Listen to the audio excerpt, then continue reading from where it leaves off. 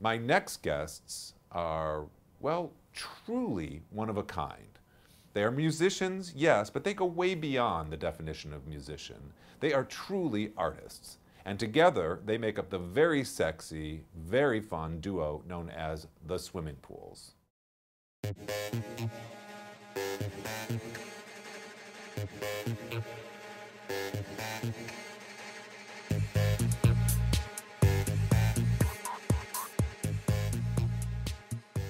All right, well, it's only taken nearly half a century to finally coordinate it and get these gentlemen into the studio. But with me today are the super sexy, super singular, and super amazing band known as TheSwimmingPools, AKA Daniel and Christoph. Thanks for finally making it. Yay. Oh, thank you, Josh. I'm so thrilled that you guys are here. I have so many questions for you. And actually, Christoph and I were talking a little bit while you were changing clothes. Tell us a little bit about TheSwimmingPools and like how it sort of came together, how you guys met, and the sort of creation of TheSwimmingPools. Well, Christoph and I met at a club called Lux and started dating first. We were boyfriends before we started making music. Love before music. Exactly. And then we started actually making stuff. And how would you describe what TheSwimmingPools are? It seems to me to be more than just a band. It's not just about the music. I mean, it's one of the things that we're developing, we've been developing over the past few years, is this idea of it's really a universe to itself. Mm-hmm. More and more we're exploring, you know, what are the limits of that, you know, what aren't we interested in, you know, it's like from design to art to cabaret, music, dance parties, movies, videos, graphic design. So when people say, hey, what do you guys do? How do you describe that? I mean, it's always been the music that's been the real kind of soul of everything. Mm-hmm. That's what brought us together, of course. And so that's really the fundamental piece. But then everything that's around that, from the lighting that we do at the parties to the way we promote the band and all of those things, it's really kind of exploring different worlds. The costumes we make as well. Mm-hmm. My feathers. I love it. I love it. You throw this event in the Meat Rack, and for those of you who don't know what the Meat Rack is, it's this space between Cherry Grove and the Fire Island Pines on Fire Island. It's notorious, but it's also really quite beautiful. How did that come about? Did you guys were like, hey, we're going to just throw a party here? We started by doing performances in the Meat Rack, just playing our own music. It was just like an easy venue and random and unique space. And then we realized that the music scene in Fire Island was exclusively pop music, like pop 40, and we were thinking, okay, we need to bring something more interesting than that as a community. Like in the 70s, the gay community was about bringing disco. There were DJ coming to Fire Island, and people from around the world would come to Fire Island to listen to what was the music what was the music that was playing there. And now it's kind of dull, so we're like, okay, let's do a party with music from now that are interesting. It had become so homogenous in terms of the music. And so we were like, let's try to bring something completely outside of that universe. That was the core of the idea, and so we did that, and then we're like, okay, let's bring lights to it, and then people started to come, and people would perform randomly, like Iman, she would do like this crazy sand shower performance in the sand, and people would gather with the lights and lighting it, and it becomes kind of a free form where people participate. And there's also another aspect of it. It's a free party, bring your own booze party, so it's kind of a family, community-oriented gathering. Well, in a way, I mean, it's really like almost anarchy in a way. It is. There's no fee.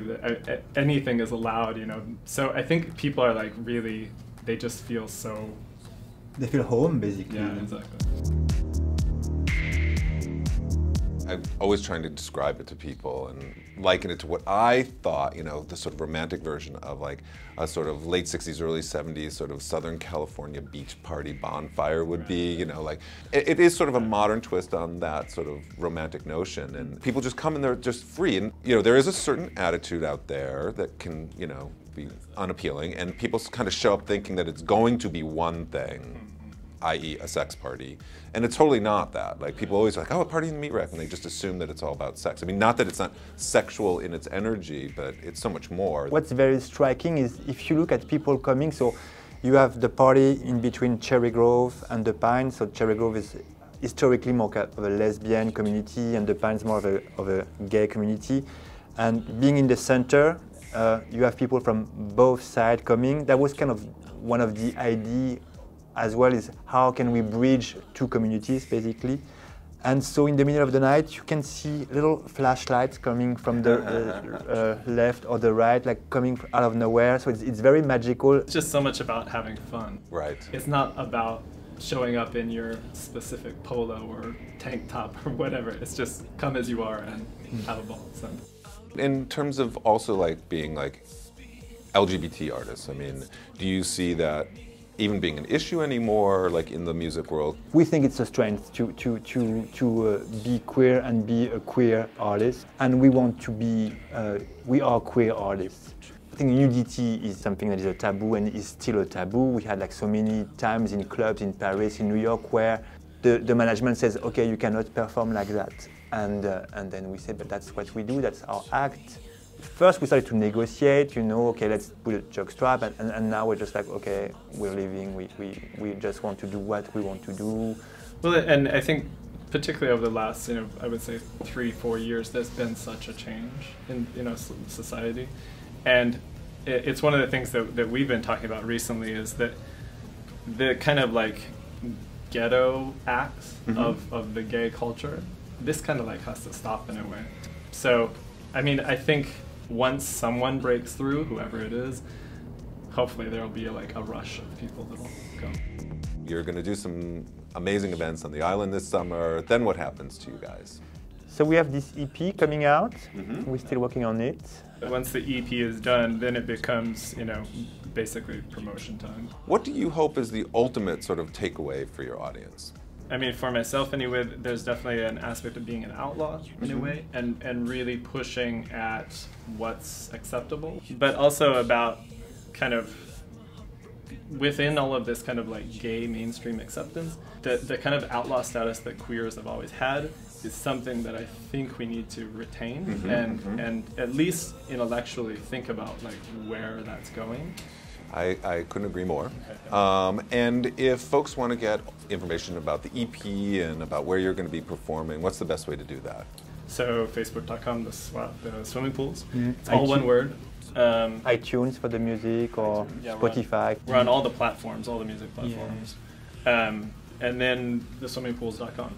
Fantastic. Well, thank you for coming in, and thank you, Josh. Yes, thank you, anytime you want to come back, we should start playing now, because God knows it takes me forever to get you guys here, so, which is our fault, not yours.